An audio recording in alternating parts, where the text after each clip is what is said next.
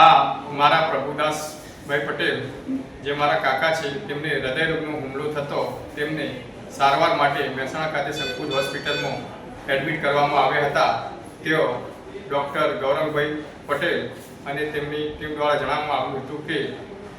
આમને એન્જિયોગ્રાફી અને એન્જિયોપ્લાસ્ટી કરવી પડશે, પરંતુ એન્જિયોગ્રાફી કરે તે પહેલાં તેમનું હૃદય બંધ પડી જતો તેને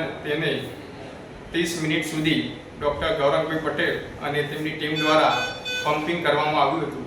અને વેન્ટિલેટર લગાવીને તેમને એન્જિયોગ્રાફી કરવામાં આવી હતી, જેમાં હૃદયની 100% સંપૂર્ણ મુખ્ય નળી જે બ્લોક હતી તેને ખોલી દેવામાં આવી હતી અને ત્યારબાદ તેમને 2-3 દિવસમાં સારું થયું હતું અને આ બધી યોજના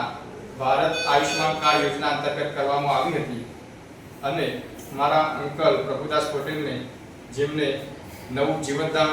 મળ્યું છે અને પરિવાર જેવી ઊંઘ પ્રાપ્ત થઈ છે તે બદલ હું